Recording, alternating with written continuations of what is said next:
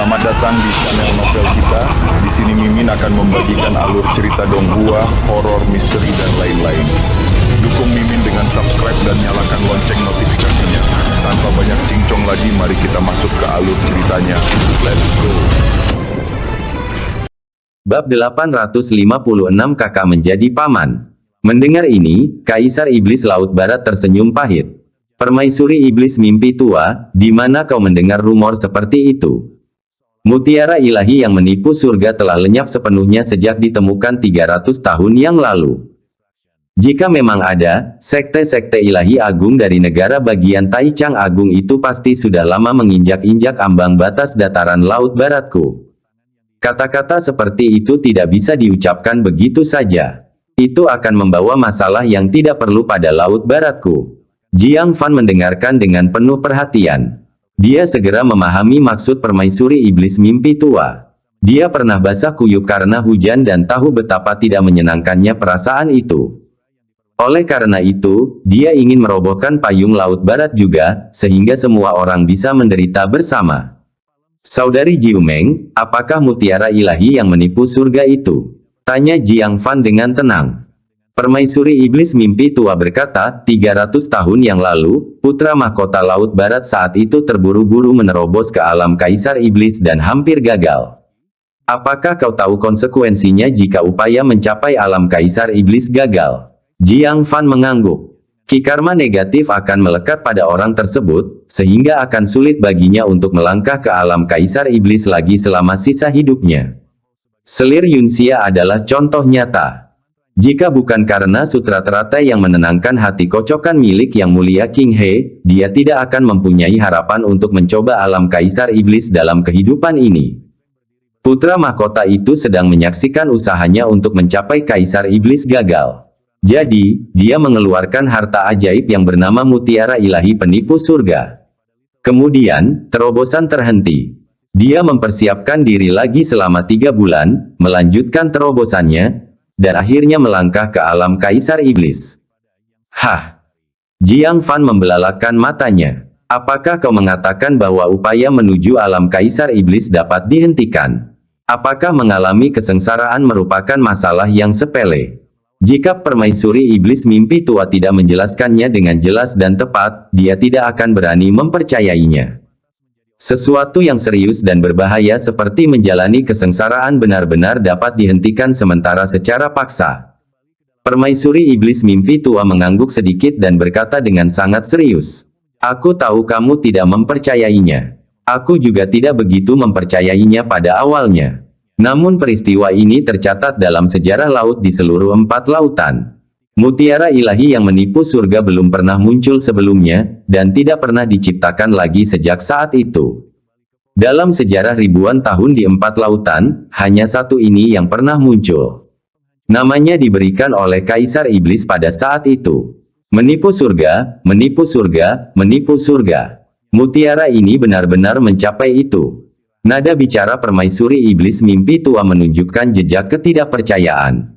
Mutiara ini tidak hanya membubarkan kesengsaraan surgawi untuk sementara waktu, tetapi juga melestarikan terobosan peluang dalam tubuh penantang. Betapa berharganya, kau mengerti sekarang, kan? Jantung Jiang Fan berdebar kencang.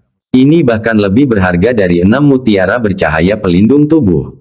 Kesulitan mendapatkan kesempatan bagi jiwa yang baru lahir terobosan tidak perlu dikatakan lagi, bukan? Jiang Fan saat ini masih khawatir tentang 1 darah, 3 jiwa yang dibutuhkan untuk kupu-kupu giok pengubah nasib. Kaisar Iblis Harimau itu, suatu eksistensi yang dekat dengan alam transformasi roh, telah menekan benua itu selama suatu era. Di antara barang-barang yang ditinggalkannya, hanya ada 3 peluang untuk mencoba alam Kaisar Iblis secara total.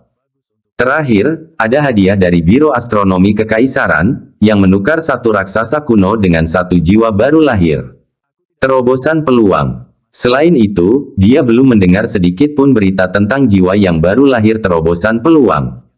Namun, mutiara ilahi yang menipu surga ini benar-benar dapat mempertahankan peluang untuk sementara ketika terobosan akan gagal. Ini sungguh menantang surga. Itu sama saja dengan memberi 1 kesempatan 2 kali peluang untuk sukses.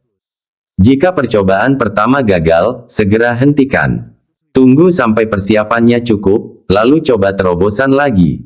Hati Jiang Fan tergerak. Melihat Kaisar Iblis Laut Barat, dia berkata, Kaisar Iblis Laut Barat, junior ini bersedia menukar formula pil dengan. Dia melirik putra mahkota Laut Barat. Ia awalnya bermaksud untuk berdagang agar terbebas dari hukuman pemukulan. Tapi sekarang, siapa yang peduli dengan putra mahkota Laut Barat? Untuk ditukar dengan mutiara ilahi yang menipu surga. Kaisar Iblis Laut Barat tersenyum pahit, Tuan Muda Jiang, mengapa Anda juga mendengarkan permaisuri iblis mimpi tua? Di mana Laut Barat bisa memunculkan hal seperti itu? Permaisuri iblis mimpi tua terkekeh, Kaisar Iblis Laut Barat. Formula pil ini adalah formula pil untuk pil nirwana jangkrik dingin. Kamu yakin tidak menginginkannya? Apa? Senyum pahit di wajah Kaisar Setan Laut Barat langsung lenyap, digantikan oleh keterkejutan. Dia cepat-cepat mengamati sekelilingnya. Dia dengan tegas menutup pintu aula utama dan memasang penghalang air isolasi. Pil nirwana jangkrik dingin, formula pil. Permaisuri iblis mimpi tua, kau tidak boleh bicara sembarangan tentang ini. Jika ini sampai ke telinga Gunung Sanxing, siapa yang tahu betapa banyak masalah yang akan ditimbulkannya. Masalah mengenai putri ketiga Laut Timur adalah pelajaran baru-baru ini. Permaisuri Iblis Mimpi Tua berkata, formula pil ini telah diverifikasi secara pribadi oleh Permaisuri Iblis Laut Timur. Itu benar-benar nyata, mendesis. Kaisar Setan Laut Barat tersentak di udara dingin. Dia langsung mengerti apa maksudnya. Mutiara suci yang menipu surga paling-paling hanya dapat memungkinkan klan Setan Laut untuk berhasil menghasilkan satu Kaisar Setan. Namun, satu Kaisar Iblis lagi tidak dapat mengubah nasib Laut Barat yang telah berlangsung selama seabad, yang tenggorokannya tercekik oleh Gunung Sanxing. Karena itu, perlukah disebutkan mana yang lebih berharga? Tatapan matanya tajam ketika dia menatap Jiang Fan dan bertanya, Tuan Muda Jiang, apakah Anda yakin kalau formula pil ini asli? Jiang Fan mengangguk, jika itu salah, Laut Timur, Selatan, dan Barat bisa datang ke Paviliun Tianji untuk menemukanku. Kaisar Setan Laut Barat tidak lagi memiliki keraguan. Hal itu telah diverifikasi oleh Permaisuri Iblis Laut Timur. Dan itu didukung oleh Paviliun Tianji. Terlebih lagi, bagaimana mungkin seseorang secerdas Jiang Fan berani mencampuri urusan besar yang menyangkut nasib 4 klan laut? Jika dia benar-benar berbohong, dia memahami konsekuensinya lebih dari siapapun. Dia langsung berkata, bagus, bagus. Berkat kebaikan hati sahabat muda Jiang, kau telah membawa hadiah yang begitu mengagumkan ke Laut Baratku. Mutiara ilahi yang menipu surga adalah milikmu. Dia dengan tegas mengeluarkan kotak kristal yang dibawanya. Di dalamnya terdapat mutiara bulat kemerahan menyerupai batu giok yang belum dipoles. Pusaran ki yang aneh mengalir di dalamnya. Kelihatannya seperti suatu bentuk tulisan, atau mungkin prasasti, dan setelah diamati lebih dekat, bentuknya menyerupai lintasan tertentu. Singkatnya, itu sangatlah mendalam. Jiang Fan merasa gembira. Dia dengan tegas menyalin formula pil dari ingatannya dan menyerahkannya kepada Kaisar Iblis Laut Barat. Yang terakhir memegang formula pil dan membandingkannya sekali lagi dengan formula pil yang ditulis tangan oleh Permaisuri Iblis Yizu, yang saat ini ada di tangan Permaisuri Iblis Mimpi Tua. Setelah memastikan tidak ada satu kesalahan pun, dia tertawa terbahak-bahak. Bajingan dari Gunung Sanxing itu. Laut Baratku akhirnya tidak perlu lagi menoleransi ekspresimu. Setelah itu, dia memanggil putra mahkota Laut Barat ke hadapannya dan meninju dadanya. Dasar bocah nakal. Berkenalan dengan Tuan Muda Jiang adalah kontribusi terbesar yang pernah Anda berikan kepada Laut Barat seumur hidup Anda. Aku akan memaafkanmu atas masalah mengenai reruntuhan transformasi dewa. Di masa depan, perbanyaklah berinteraksi dengan Tuan Muda Jiang dan kurangi waktumu memikirkan wanita. Putra mahkota Laut Barat merasa seolah-olah dia telah diberikan amnesti umum, dan dengan cepat menangkupkan tinjunya ke arah Jiang Fan. Saudara Jiang, aku tidak akan pernah bisa membalas budi besar yang telah menyelamatkan nyawa ini. Marilah kita berinteraksi lebih sering mulai sekarang. Permaisuri Iblis Mimpi Tua memutar matanya ke arahnya. Mendengar dia ingin bergaul dengan Jiang Fan, dia pun makin tidak senang. Matanya yang indah berubah, dan dia berkata, "Saya katakan, putra mahkota Laut Barat, tidakkah seharusnya Anda mengubah cara Anda menyapanya? Jiang Fan adalah adik angkat permaisuri iblis Yizu dan aku, jadi jika kau memanggilnya saudara Jiang, bukankah itu membuatmu setara dengan kami? Kalau begitu, haruskah kita mulai memanggil ayahmu sebagai penatua?" Ketika Kaisar Iblis Laut Barat mendengar ini, dia segera menendang putra mahkota Laut Barat, "Dasar kau tak punya pikiran." Segera setelah itu, dia juga menangkupkan tangannya ke arah Jiang Fan dan berkata, "Teman muda Jiang, jika kamu tidak keberatan, bagaimana kalau kamu dan aku juga menjadi saudara sumpah?" Meskipun dia tidak tahu mengapa kedua permaisuri iblis, Old Dream dan Yizu, sama-sama mengangkat Jiang Fan sebagai adik angkat. Namun mereka berdua adalah individu yang cerdik. Mereka tidak akan melakukan apapun yang tidak menguntungkan mereka. Kalau dia juga menjadi saudara angkat dengan Jiang Fan, niscaya tidak akan ada kesalahan. Jiang Fan tentu saja tidak keberatan.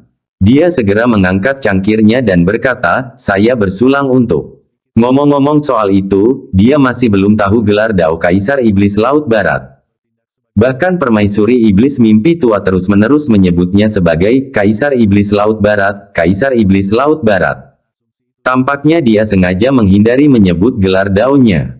Bab 857 Runtuhnya Gelar Taois. Kaisar Iblis Laut Barat tampak malu dan berkata dengan malu-malu, "Gelar daoku adalah Kaisar Setan Matahari Agung." Ketika permaisuri iblis mimpi tua mendengar ini, dia menutup mulutnya, nyaris tak dapat menahan tawa. Bahkan putra mahkota Laut Barat pun menundukkan kepalanya, diam-diam terkekeh tiada henti. Jiang Fan mengedipkan matanya. Dia dipenuhi kebingungan, "Kakak, apakah ada yang salah dengan gelar Dao Kaisar Setan Matahari Agung?" Matahari Agung, dalam agama Buddha, melambangkan kebijaksanaan dan cahaya. Gelar Dao seperti itu pasti sangat bagus. Kaisar Setan Laut Barat menjadi semakin malu. Dia dengan tak berdaya mengusap dahi botaknya, menundukkan kepalanya ke arah Jiang Fan, dan mengarahkan dahinya yang telanjang langsung ke arahnya. Cahaya di sekelilingnya menyinari dahinya yang halus dan botak, lalu terpantul keluar. Itu seperti matahari kecil yang bersinar. Astaga! Jiang Fan langsung mengerti. Gelar Dao ini akan menjadi pujian jika digunakan pada orang lain. Digunakan pada Kaisar Iblis Laut Barat, itu adalah penyiksaan pribadi yang nyata. Tidak heran permaisuri iblis mimpi tua menghindari gelar ini. Kalau ada yang berani memanggil Kaisar Iblis Laut Barat dengan sebutan Kaisar Iblis Matahari Agung, bukankah dia akan melepas sepatunya dan mengejarnya? Mulut Jiang Fan berkedut, kehendak orang bijak kuno ini agak berlebihan, bukan? Betapa indahnya makna di balik gelar Dao Permaisuri Iblis Laut Timur dan Permaisuri Iblis Laut Selatan. Yang satu adalah julukan Laut Luas, dan yang satu lagi adalah mimpi lama Jiangnan. Kalau menyangkut dirimu, kakak, apakah hal itu diperlakukan begitu sembarangan? Kaisar Setan Laut Barat mendesah pelan karena emosi. Setelah bertahun-tahun, akhirnya seseorang berbicara membelanya. Dia menunjuk ke arah langit dengan hati-hati dan berkata, "Saudaraku, terima kasih telah berbicara membelaku. Tapi hati-hati dengan apa yang kamu katakan. Waspadalah, jangan-jangan suatu hari nanti hal yang sama terjadi padamu." Wajah Jiang Fan berkedut. Dia benar-benar khawatir ketika dia mencapai jiwa baru lahir terobosan, apa yang disebut orang bijak kuno ini akan mengacaukan segalanya. Ia berharap hal itu tidak akan benar-benar memberinya gelar seperti Hooligan Venerable. Jika hal itu terjadi, dia akan langsung mengumpat.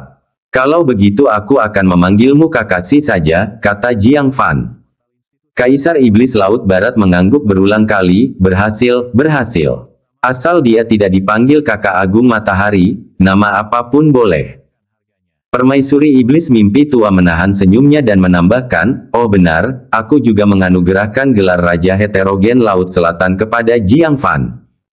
Kaisar Iblis Laut Barat melambaikan tangannya dengan gagah, "Kalau begitu aku juga akan menganugerahkan gelar Raja Heterogen Laut Barat kepada saudara Jiang."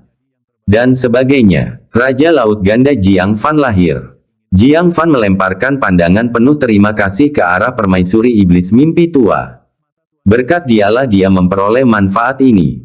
Permaisuri iblis mimpi tua tersenyum tipis, merasa sangat puas. Namun, melihat mutiara suci yang menipu surga di tangannya, dia tidak bisa menahan rasa iri dan bertanya, Kaisar Iblis Laut Barat. Dari mana sebenarnya mutiara ilahi yang menipu surga ini berasal? Bisakah kau mengungkapkannya? Dia terlalu penasaran. Itu belum pernah ada sebelumnya, dan tidak ada catatan sejarah yang pernah mendokumentasikan mutiara yang begitu indah.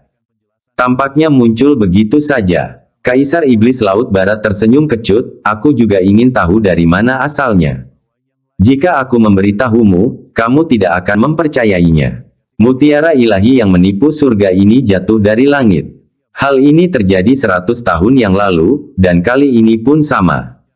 Sebuah manik tiba-tiba jatuh entah dari mana, dan klan iblis laut kami menemukannya dan membawanya ke istana. Permaisuri iblis mimpi tua tampak tercengang. Bahkan Jiang Fan menatap mutiara dewa di telapak tangannya dan mendecak lidahnya karena takjub. Jika memang demikian, mutiara ilahi yang menipu surga ini tidak dihasilkan di lautan luas. Namun datangnya dari surga. Apa sebenarnya yang terjadi di langit biru tak berbatas di atas? Itu menjatuhkan raksasa kuno. Dan itu juga menjatuhkan ini menentang surga mutiara ilahi yang menipu surga. Beberapa orang di aula berspekulasi tentang hal ini untuk waktu yang lama. Perjamuan penuh sukacita pun berakhir. Semua orang sedikit mabuk dan bersiap untuk istirahat. Mungkin karena dia telah meminum anggur memandang bulan. Toleransi Jiang Fan terhadap alkohol tampaknya meningkat pesat, dan dia sudah sadar saat dia sampai di kamarnya. Dia duduk bersila. Pertama-tama ia mengambil bola mata yang mulia Sitong dan memurnikannya. Setengah hari kemudian, bola mata yang berdarah itu berubah menjadi manik-manik kaca bening, seakan-akan diukir dari kristal. Agar mudah digunakan setiap saat, ia mengikatkannya pada tali yang kuat dan mengalungkannya di lehernya. Setelah menyelesaikan ini, seberkas cahaya redup menyinari ruang tamu. Matahari pasti sudah terbit tinggi di atas permukaan laut, kan? Sementara permaisuri iblis mimpi tua belum pergi. Dia punya sesuatu yang perlu diurus. Penjara surgawi Laut Barat. Biasanya, beberapa tahap akhir alam pembentukan inti para ahli klan setan laut menjaganya. Hari ini, Candle Shadow Illusion, Menteri Bela Diri pertama, secara pribadi menjaga tempat ini. Karena seorang tahanan yang sangat penting ditahan sementara di sini. Kaisar Iblis Laut Selatan yang digulingkan. Murkiin. Setelah menerima nasibnya, Murkiin segera beradaptasi dengan identitasnya sebagai tahanan. Dia makan ketika dia harus makan, minum ketika dia harus minum, dan bahkan menyenandungkan lagu-lagu kecil. Dia tampak sangat ceria. Murkiin, saatnya keluar. Candle Shadow Illusion melangkah maju dan membuka rantai penjara. Murkiin segera menjadi waspada, siapa yang menjemputku? Kecuali Old Dream, aku tidak akan pergi dengan orang lain. Dia memahami situasinya dengan sangat jelas. Banyak orang menginginkan dia mati. Hanya permaisuri iblis mimpi tua dan klan kerajaan Laut Selatan yang tidak akan membiarkannya mati. Oleh karena itu, dia sekarang hanya percaya pada permaisuri iblis mimpi tua. Dia tidak akan mengikuti orang lain. Ini aku. Sebuah suara dingin terdengar. Itu adalah permaisuri iblis mimpi tua. Murkiin merasa gembira, segera menjatuhkan anggur di tangannya, dan melesat keluar dari sel penjara. Ketika dia sampai di pintu masuk, dia melihat sosok Anggun mengenakan gaun hijau muda di kejauhan. Siapa lagi kalau bukan permaisuri iblis mimpi tua?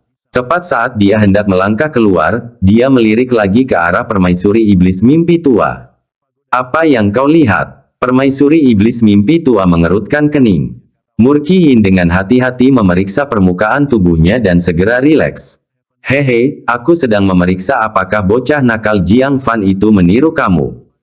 Aku tahu dia berharap bisa mencabik-cabikku menjadi ribuan keping. Melihat permukaan tubuhmu tidak dipenuhi gelembung, aku merasa lega. Anak itu sepenuhnya mengandalkan gelembung untuk bergerak di bawah air.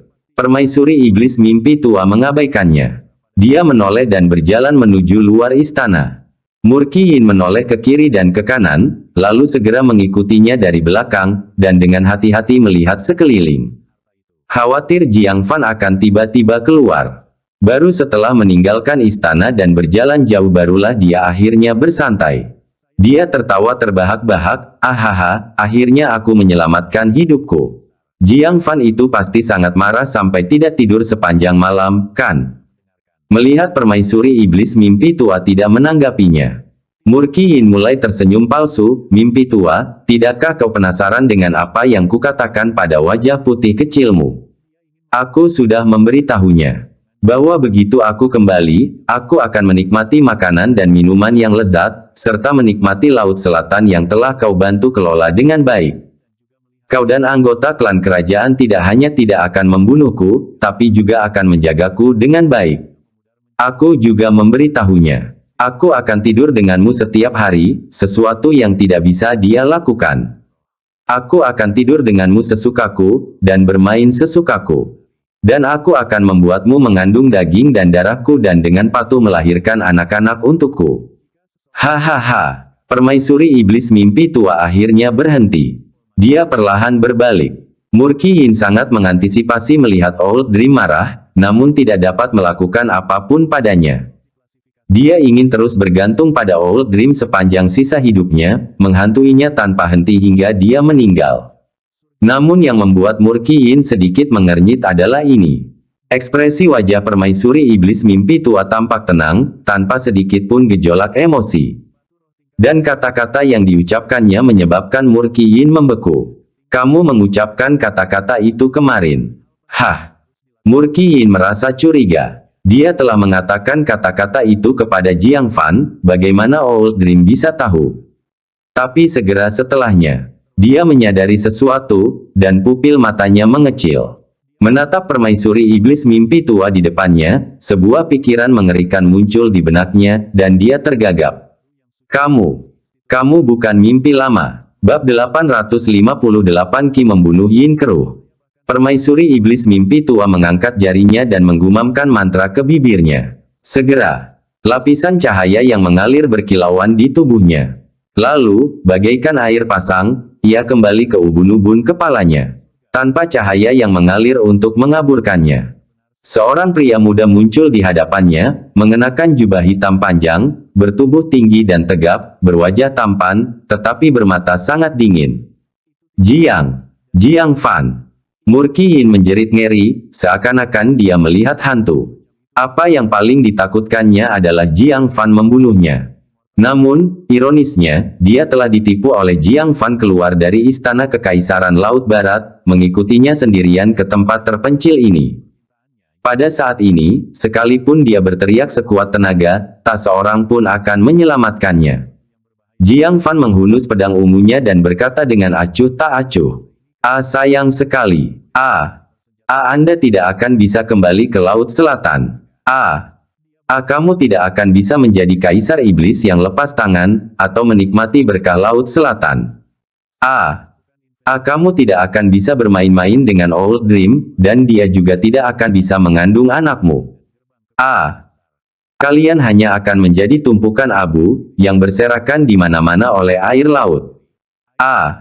Murki Yin mundur dengan panik, tersandung mundur berulang kali. Dia secara tidak sengaja tersandung batu dan terduduk di tanah dengan suara gedebuk. Jiang Fan, ayo kita bicara, kita bisa membicarakan semuanya. Aku bukan lagi ancaman bagimu, mengapa kau harus membunuhku sepenuhnya? Jiang Fan memegang pedangnya dan perlahan mendekat. Kamu bukan lagi ancaman bagiku. Tapi kau membuatku jijik. Membayangkan suster mimpi tua masih harus merendahkan diri dan terjerat dengan orang sepertimu seumur hidup membuatku risih. Jadi, menyingkirkanmu akan membuat pikiranku lebih jernih. Wajah Murki Yin dipenuhi kepanikan. Dia sangat menyesal mengapa dia harus memprovokasi Jiang Fan dengan kata-katanya. Dia segera memohon belas kasihan, Jiang Fan, biarkan aku pergi. Aku akan memberikan Old Dream padamu. Mulai sekarang, dia akan menjadi wanitamu, kamu bisa melakukan apapun yang kamu mau padanya. Silakan. Niat membunuh Jiang Fan semakin dalam di matanya. Jika hari ini dia, dan besok orang kuat lain, apakah Murki Yin juga akan memberikan Old Dream kepada orang lain? Saudari mimpi lama terjebak denganmu benar-benar nasib buruk selama 8 kehidupan. Kamu sebaiknya berubah menjadi abu dan bergabung dengan lumpur. Di situlah tempatmu. Dia mengangkat tinggi pedang ungunya. Murki Yin ketakutan dan buru-buru berteriak, berhenti. Jika aku mati, Old Dream tidak akan memiliki legitimasi untuk menjadi permaisuri iblis Laut Selatan. Apakah kamu sudah memikirkan konsekuensinya? Jiang Fan tersenyum, siapa bilang kamu mati? Kamu hanya melarikan diri, bersembunyi di tempat yang tidak dapat ditemukan siapapun, dan tidak pernah kembali. Permaisuri iblis mimpi tua, demi seorang suami yang meninggalkan keluarga dan klannya, dengan teguh menjaga fondasi Laut Selatan. Siapa yang berani menolak? Siapa yang tidak mengaguminya? Jiang Fan bahkan telah memikirkan rute pelarian ini. Murki Yin benar-benar bingung, tetapi dia masih memiliki kartu truf, dan menggertakkan giginya. Lalu bagaimana dengan keturunan klan kerajaan Laut Selatanku? Tanpa aku, bagaimana mimpi tua bisa mengandung anak kerajaan? Bagaimana dia akan menyebarkan garis keturunan kerajaan? Jika kamu benar-benar peduli pada Old Dream, kamu tidak akan bisa membunuhku. Jiang Fan tersenyum. Dia tersenyum dingin dan berkata, jangan khawatir, aku bisa melakukannya untukmu. Bukankah cukup bagi Old Dream untuk melahirkan anakku? Katakan saja sebelum kau melarikan diri, kau telah berhubungan dengan Old Dream, sehingga dia mengandung anakmu. Ada apa dengan itu? Mata Murki Yin memerah. Dia mengambil batu dari tanah dan melemparkannya ke Jiang Fan sambil berteriak, bajingan. Kamu tidak boleh menyentuh istriku. Dia hanya bisa melahirkan anakku. Trik kecilmu tidak akan membodohi klan kerajaan. Jiang Fan menyingkirkan batu yang dilempar itu dengan satu tebasan pedang.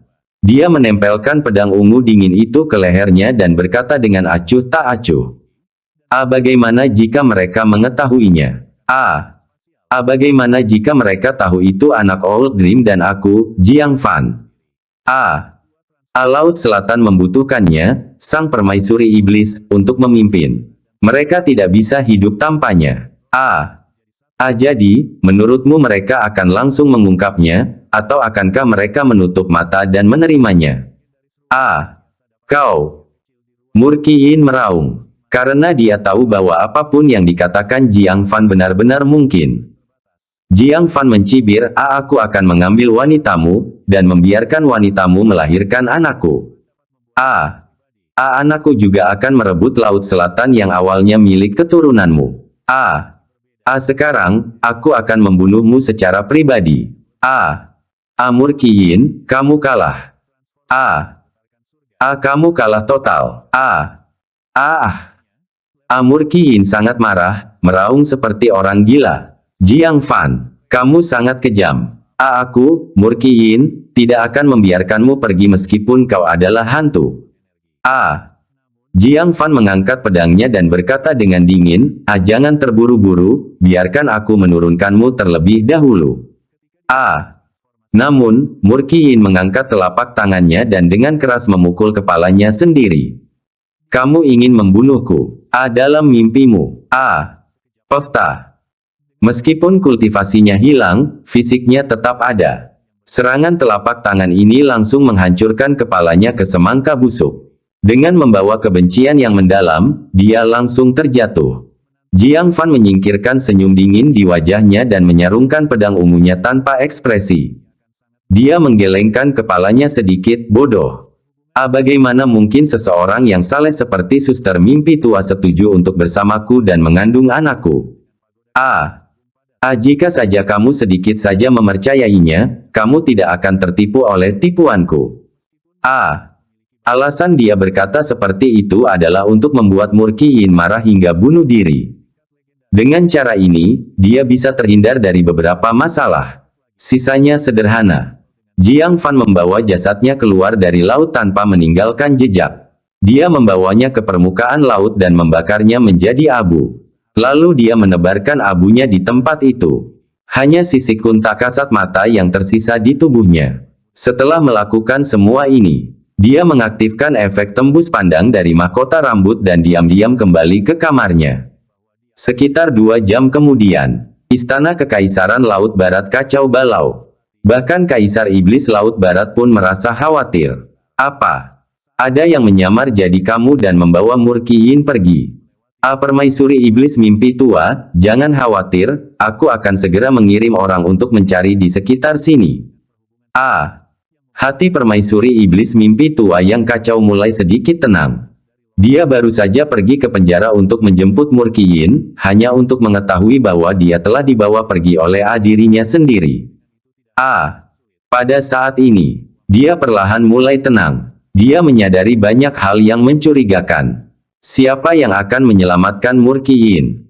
Setelah diusir dari Laut Selatan, ia tidak berguna lagi, bahkan Vixen dengan tegas meninggalkannya.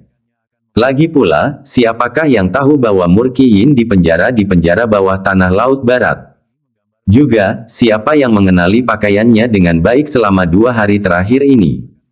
Begitu meyakinkannya penyamarannya, hingga ilusi bayangan lilin dapat dengan mudah menipu. Kelihatannya ada seseorang yang dekat dengannya. Tiba-tiba, suatu sosok terlintas dalam pikirannya, dan suatu kemungkinan pun terlintas. Sesaat kemudian, pintu batu ke kamar Jiang Fan ditendang hingga terbuka. Dia terbangun kaget, lalu duduk dan mendongak melihat Permaisuri Iblis Mimpi Tua.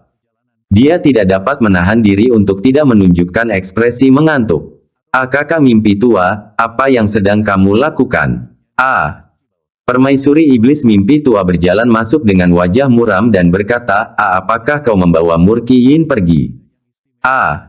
Jiang Fan tampak bingung. Siapa? Murkiyin. Apa yang terjadi padanya? Namun, Permaisuri Iblis Mimpi Tua tidak mempercayainya. Dia mencari ke dalam dan luar, tidak menemukan titik yang mencurigakan, dan wajahnya berubah jelek. Apakah kamu membunuhnya? Dia tidak bisa mati. Jiang Fan terdiam, mengangkat 2 jarinya ke dao surgawi. Demi Tuhan, jika Murkiyin terbunuh olehku, semoga aku disambar 5 petir dan takkan pernah mencapai tahap jiwa baru lahir dalam hidup ini. Juga, semoga aku mati dengan kematian yang mengerikan begitu aku melangkah keluar mema. Permaisuri Iblis Mimpi Tua menutup mulutnya. Dia tampak meminta maaf, jangan katakan itu. Aku tidak memintamu bersumpah, bagaimana jika itu menjadi kenyataan? Jiang Fan melepaskan diri dari tangannya dan berkata, jika aku tidak membunuhnya, apa yang aku takutkan? Sang Ratu Iblis Mimpi Tua duduk di tepi tempat tidur, tampak gelisah. Itu bukan Jiang Fan. Lalu siapakah orangnya? Melihat Permaisuri Iblis Mimpi Tua yang dipenuhi kekhawatiran, dia berkata, kakak Mimpi Tua. Dia pasti diselamatkan, kan? Menurut saya, ini sebenarnya lebih baik. Selama berita kematiannya tidak menyebar, tidak bisakah kau terus memimpin Laut Selatan atas nama istri Permaisuri Iblis Laut Selatan? Alis Permaisuri Iblis Mimpi Tua tidak terangkat. Bagaimana dengan keturunannya? Hanya dia yang tersisa dari garis keturunan Kaisar Iblis Tua. Bab 859 bunga bermekaran dan harumnya tetap ada. Jiang Fan berpikir sejenak dan berkata, Saudari Jiu Meng, mengapa kau begitu terpaku pada garis keturunan Kaisar Iblis Tua? Bukankah klan kekaisaran lainnya, seperti Kaisar Iblis Tua, semuanya merupakan keturunan dari leluhur yang sama? Tidak bisakah kau memilih seorang junior yang cakap dan cerdik dari keturunan mereka untuk dibudidayakan? Selama Laut Selatan bisa lebih baik, apakah benar-benar penting garis keturunan mana yang mendominasi ras Yao? Kaisar Iblis Mimpi Tua menggelengkan kepalanya. Aku berjanji pada Kaisar Iblis Tua. Sebelum dia bisa menyelesaikan kalimatnya, Jiang Fan memotongnya. Kaisar Iblis Tua, kau memperlakukannya sebagai Kaisar Iblis Tua yang dihormati dan dicintai. Dia hanya melihatmu sebagai alat. Dia bahkan meninggalkan jimat kekaisaran sejati, yang bisa menjebak dan membunuhmu, kepada putranya. Pada saat yang dibutuhkan, dia bisa membunuhmu kapan saja. Yang dia khawatirkan adalah kamu merebut kekuasaan dari putranya. Kata-kata ini membuat bibir merah Kaisar Iblis Mimpi Tua sedikit terkatup rapat. Tanpa sadar dia meremas roknya. Hal ini memang membuatnya merasa sangat patah semangat. Mereka, ayah dan anak, kejam kepadamu, jadi janji apa yang masih kamu pegang teguh? Yang harus kau pedulikan adalah anggota klan Iblis Laut Selatan yang tak terhitung jumlahnya. Yang seharusnya Anda pikirkan adalah siapa yang akan menggantikan Anda di Laut Selatan setelah 100 tahun. Dan tidak lagi berpikir untuk meneruskan garis keturunan demi ayah dan anak yang egois ini. Apakah kamu mengerti, wanita bodoh? Jiang Fan menepuk dahinya dengan kasar. Kaisar Iblis Mimpi Tua menutupi dahinya karena kesakitan, lalu mengangkat tinjunya untuk membalas. Ketika mencapai dada Jiang Fan, dia mengubahnya menjadi tusukan lembut. Anak nakal, kau malah menguliahiku sekarang. Dia tertawa dan mengumpat. Jiang Fan berkata dengan wajah tegas, kalau begitu, apakah kau masih akan mencari Murki Yin, untuk menyenangkannya dan melahirkan anak-anaknya? Wajah Kaisar Iblis Mimpi Tua memerah, dan dia dengan cepat melihat sekeliling, berbisik. Kamu. Kata-kata cabul apa yang kamu ucapkan? Melihat Jiang Fan menatapnya tanpa sepatah kata pun. Dia tetap diam untuk waktu yang lama. Akhirnya, di bawah tatapan tajam Jiang Fan, dia menghela napas dalam-dalam dan membuat pilihannya. Baiklah, aku tidak akan mencarinya lagi. Antara kehendak Kaisar Iblis Tua dan Laut Selatan, yang terakhir lebih penting. Anggap saja aku mengingkari janjiku.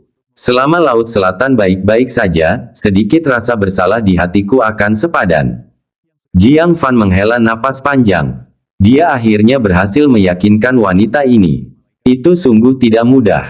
Kalau begitu cepat beritahu Kaisar Iblis Laut Barat, jangan buang waktu lagi. Mulai sekarang, biarkan Murki Yin pergi ke neraka. Tidak lama setelah itu, Laut Barat kembali tenang.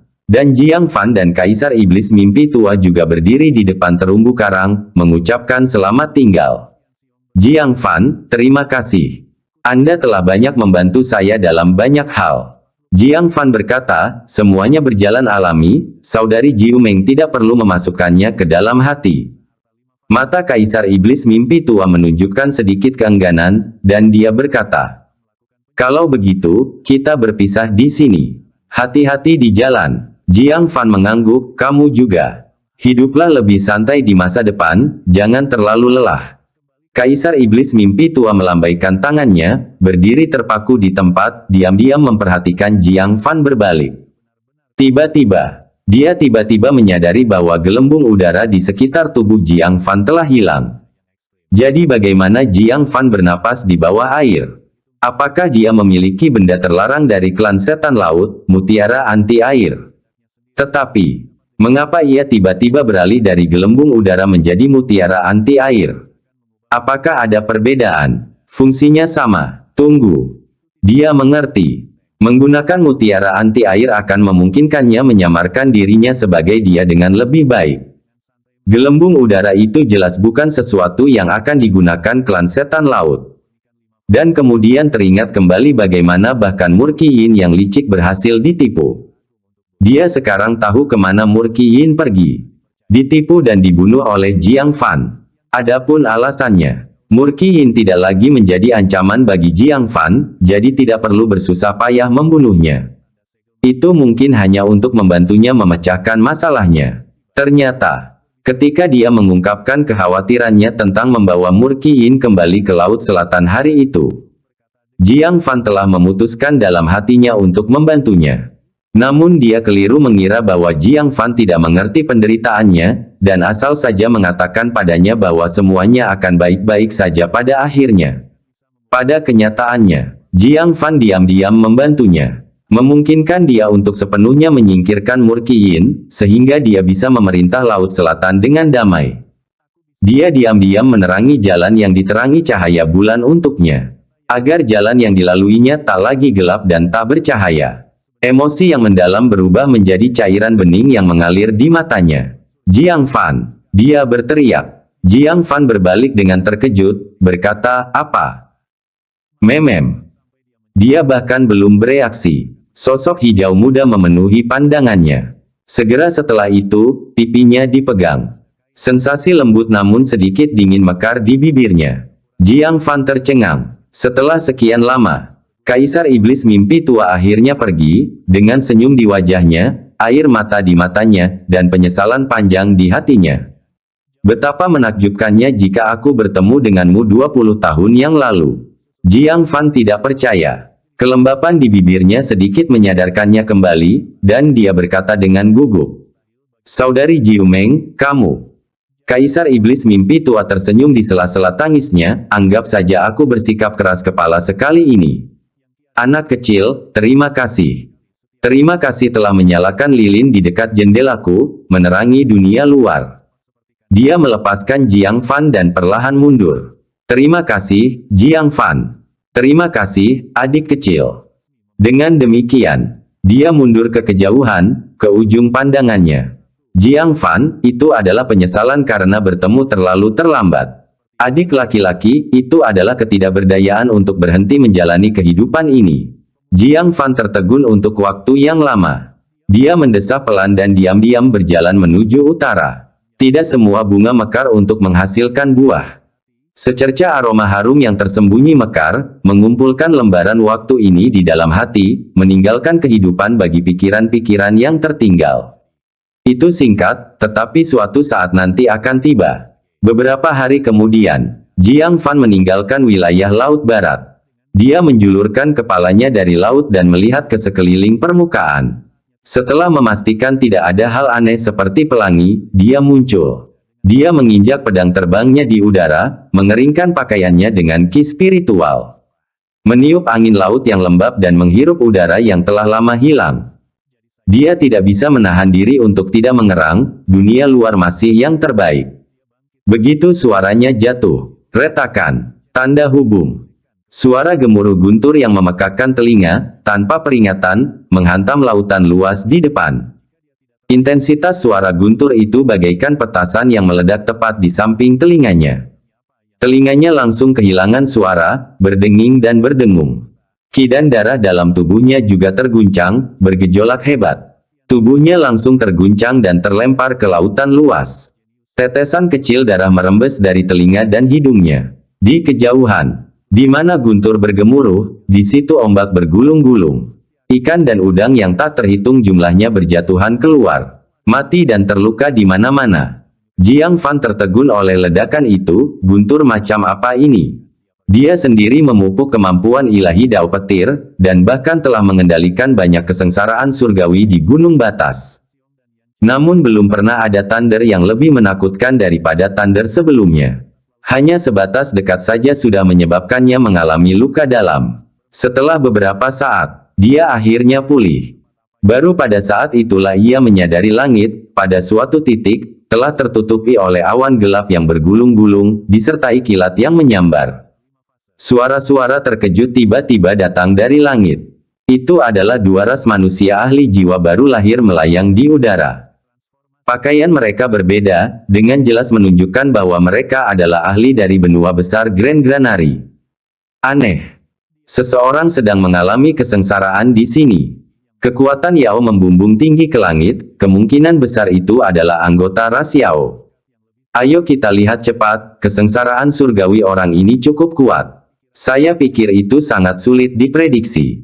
Mengalami kesengsaraan, kekuatan Yao, Laut Utara, hati Jiang Fan mencelos. Mungkinkah itu si Cham, atau selir Yunxia? Bab 860, dia berperilaku baik, tolong biarkan dia pergi. Jiang Fan tidak berani menunda. Dia menelan pil peremajaan dan segera mengikuti jauh di belakang kedua ras manusia itu penggarap jiwa baru lahir es. Mereka tidak bergerak cepat. Mereka nampaknya waspada terhadap kesengsaraan surgawi yang sesekali turun dari langit. Setelah 300 mil penuh, tirai guntur mulai terlihat. Di ujung pandangannya, garis-garis guntur surgawi berwarna putih kehijauan tercurah bagai hujan deras, jatuh berdebum ke pulau karang di permukaan laut. Petir pucat menerangi langit gelap yang ditutupi awan gelap, menyebabkan cahayanya berkedip-kedip tak menentu. Suara gemuruh guntur yang memekakkan telinga, bagaikan gemuruh langit dan bumi yang runtuh, terjalin secara kacau. Terpisah puluhan mil. Ki dan darah dalam tubuh Jiang Fan bergejolak, dan tubuhnya bergetar tak terkendali. Rasa takut yang diam-diam menyerbu ke dalam hatinya. Ledakana. Tiba-tiba, sekejap petir surgawi memantul dan mendarat beberapa mil jauhnya dari Jiang Fan. Gelombang dahsyat yang ditimbulkannya, bercampur dengan aura petir yang merusak, langsung menamparkan Jiang Fan hingga terhempas ke laut. Batuk, batuk. Dia memanjat sambil batuk dan mengeluarkan seteguk darah segar. Sambil menatap tirai guntur di kejauhan, dia memperlihatkan ketakutan yang amat dalam. Ini adalah kesengsaraan surgawi. Dia selalu mendengar bahwa kesengsaraan jiwa baru lahir adalah pengalaman mendekati kematian. Dia tidak pernah punya konsep pasti tentang hal itu. Sekarang, dia akhirnya mengerti apa arti kekuatan langit dan bumi. Apa artinya menghadapi kematian yang pasti? Mungkinkah alam pembentukan inti seniman bela diri benar-benar mampu bertahan seperti ini? Itu terlalu berbahaya. Dia memusatkan pandangannya ke pulau karang itu. Dia melihat sesosok tubuh tengah berjuang melawan petir di bawah guyuran guntur surgawi yang mengerikan dan tak terhitung jumlahnya. Pakaiannya hangus seluruhnya. Seluruh tubuhnya berdarah dan hancur. Tidak ada sepetak pun kulit yang utuh pada tubuhnya. Tulang-tulang terlihat di antara daging yang robek. Akhirnya, dia tidak dapat bertahan. Di bawah hantaman petir surgawi yang lebih tebal dari pinggangnya, dia akhirnya roboh. Namun guntur surgawi tidak berhenti. Seperti harimau ganas yang memilih mangsanya, mereka semua menyerang secara bersamaan. Karena tidak mampu melawan, ia langsung diledakkan oleh guntur surgawi menjadi arang berbentuk manusia, anggota tubuhnya hancur, menyerupai boneka kain yang terbakar dan compang camping. Guntur surgawi masih belum berhenti, meraung dan terus menyerbu, berniat melenyapkannya sepenuhnya. Pada saat itu, terdengar suara gemuruh memilukan dari kejauhan. Itu adalah seorang pria parubaya yang memancarkan aura kaisar iblis. Dia bergegas mendekat sambil menangis dan melindungi tubuh hangus itu dengan tubuhnya sendiri. Dia sendiri terkena sambaran petir surgawi, kulitnya robek dan seluruh tubuhnya hangus hitam. Tak diragukan lagi, itu adalah Kaisar Iblis Laut Utara. Orang yang mengalami kesengsaraan pastilah seorang pangeran yang berkultivasi untuk mengalami kesengsaraan kesempurnaan dan untungnya memperoleh kesempatan untuk terobosan. Meskipun dia memastikan bahwa itu bukanlah si Cham atau selir Yunxia. Namun Jiang Fan tidak merasa lega. Kesengsaraan surgawi ini terlalu mengerikan. Bisakah mereka benar-benar melewatinya? Jika pangeran di depannya ini tidak diselamatkan oleh campur tangan Kaisar Iblis Laut Utara, dia akan dihancurkan berkeping-keping oleh guntur surgawi. Kekejaman menghadapi kematian tertentu tervisualisasikan pada momen ini. Jiang Fan. Sebuah suara terkejut yang familiar terdengar dari dekat. Jiang Fan tersadar kembali, mengamati sekelilingnya, namun tidak melihat siapapun. Di sini, mendengar suara itu dekat dengan kakinya, Jiang Fan menunduk. Seorang wanita berusia sekitar 30 tahun, cukup cantik, dengan cepat berenang dari dasar laut. Jika diperhatikan lebih dekat, ada banyak bayangan gelap di air laut dalam. Ternyata banyak orang di sekitar yang menyaksikan kesengsaraan yang sedang terjadi. Akan tetapi, mereka semua adalah anggota klan setan laut, yang menyaksikan kesengsaraan yang sedang berlangsung dari laut. Hanya Jiang Fan, anggota ras manusia, yang menonjol di udara. Jiang Fan, bagaimana mungkin itu kamu? Apakah Kaisar Iblis Changqiong itu mengampuni kamu? Iblis laut betina berenang mendekat sambil menunjukkan sedikit keterkejutan. Dia tak lain adalah Mu Ziyu. Jiang Fan mencibir, apa yang bisa dilakukan Kaisar Iblis Changqiong kepadaku? Mu Ziyu sangat gembira melihat Jiang Fan tidak terluka, tetapi mendengar dia membual seperti itu, dia pun tak kuasa menahan diri untuk memutar matanya. Kaisar Iblis Changqiong baru saja pergi. Beranikah kau mengejarnya dan menyapanya? Kaisar Iblis Changqiong ada di sini. Orang itu pasti merasakan seseorang sedang mengalami kesengsaraan. Jadi dia datang untuk melihat apakah itu seseorang dari klan Iblis Daratan. Dia benar-benar menjaga keamanan ketat terhadap anggota klannya sendiri yang menerobos ke alam Kaisar Iblis. Bahkan jika seseorang di Laut Utara sedang mengalami kesengsaraan, dia harus datang dan memeriksa. Jiang Fan semakin khawatir terhadap kesengsaraan yang dialami selir Yunxia dan si Cham. Bahkan dengan peluang dan pil body, mereka mungkin tidak berhasil. Lihat betapa takutnya kamu bahkan tidak bisa menjawab. Mu Ziyu muncul ke permukaan, terkekeh pelan, dan bertanya dengan rasa ingin tahu, mengapa kamu datang ke sini? Jiang Fan berkata dengan senyum pahit. Saya sedang berjalan dan hampir mati tersambar petir. Bagaimana mungkin saya tidak datang dan melihatnya? Pefta. Mu Ziyu tertawa terbahak-bahak. Mustahil. Kami sangat dekat dan tidak terjadi apa-apa pada kami. Anda berada 10.000 mil jauhnya, namun Anda tertabrak. Apakah kamu membuat terlalu banyak sumpah beracun, dan surga tidak tahan lagi? Jiang Fan menggosok hidungnya. Ngomong-ngomong, ini memang agak misterius. Sekejap petir surgawi yang memantul dan menghantam Jiang Fan yang berada ratusan mil jauhnya, tanpa terhenti sedikit pun. Apakah guntur surgawi ini punya mata? Yang lebih kebetulan lagi, dia baru saja muncul ke permukaan dari laut dan berkata bahwa berada di luar lebih baik. Dan guntur surgawi pun tiba saat itu juga. Dia merasa seperti sedang menjadi sasaran sengaja. Berpikir tentang bagaimana dia berbicara mewakili Kaisar Setan Matahari Agung beberapa saat yang lalu. Jantungnya berdebar kencang, ya Tuhan. Tidak mungkin seefektif ini, kan? Dia cepat-cepat menyatukan kedua telapak tangannya, orang bijak kuno, aku salah. Gelar Dao Kaisar Setan Matahari Agung sangat bagus, sungguh bagus. Aku sedang jujur sekarang, tolong lepaskan aku. Dia akhirnya mengerti apa yang dimaksud dengan ketidakpastian kekuatan surgawi. Ini sungguh mengerikan. Mu Ziyu memandang aneh tindakan Jiang Fan yang tampak seperti sedang berdoa kepada dewa dan menyembah Buddha, lalu bergumam. Aneh sekali. Karena kamu aman, itu bagus. Aku tidak akan bicara lagi, aku akan kembali ke istana kekaisaran. Putra mahkota gagal mencapai alam Kaisar Iblis, dan nasibnya masih belum pasti. Aku khawatir masalah besar akan datang. Jaga dirimu baik-baik, dan segera tinggalkan Laut Utara. Akhir-akhir ini, ada banyak penggarap jiwa baru lahir yang identitasnya tidak diketahui di mana-mana. Tidak disarankan untuk berdiam di luar sendirian terlalu lama. Setelah berkata demikian, dia hendak menyelam kembali ke laut, tetapi Jiang Fan menghentikannya. Tunggu. Kebetulan aku juga datang ke Laut Utaramu untuk sesuatu. Dia menunjuk ke gelabelannya, di mana jejak api biru terlihat samar-samar. Mu Ziyu tiba-tiba menyadari. Kamu berencana memasuki reruntuhan transformasi dewa. Tidak heran kau lari ke Laut Utara. Namun, Anda harus menunggu sebentar. Kami masih belum tahu bagaimana kondisi putra mahkota.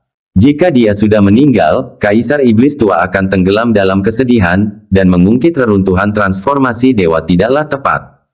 Jiang Fan berpikir sejenak dan berkata, bahwa aku bersamamu. Saya punya beberapa pil roh penyembuhan yang sangat bagus dari ras manusia. Mungkin mereka bisa membantu. Mu Ziyu memikirkannya dan berkata, baiklah, ikuti aku. Sebenarnya, Laut Utara telah mempersiapkan banyak pil roh penyembuhan sebelumnya untuk terobosan yang gagal. Mereka tidak kekurangan Jiang Fan. Tetapi karena dia menawarkan dengan niat baik, dia tidak bisa menolaknya begitu saja. Terlebih lagi, jika Kaisar Iblis melihat anggota ras manusia datang untuk membantu, dia akan merasa sedikit terhibur. Jiang Fan berpikir sejenak dan berkata, apakah kamu punya gelembung selam? Menggunakan mutiara anti air di Laut Utara, jika ada yang berniat jahat mempertanyakannya, Anda akan terlibat. Mu Ziyu merasakan kehangatan dalam hatinya. Orang ini benar-benar mempertimbangkan perasaannya. Dia segera mengeluarkan kristal gelembung, melemparkannya kepadanya, dan berkata, datang ke Laut Utara, dan saya masih harus menyediakan gelembungnya. Aku harus berhutang budi padamu dari kehidupan lampau. Jiang Fan tersenyum, menghancurkan gelembung, dan melompat ke laut. Mengikutinya menuju istana kekaisaran.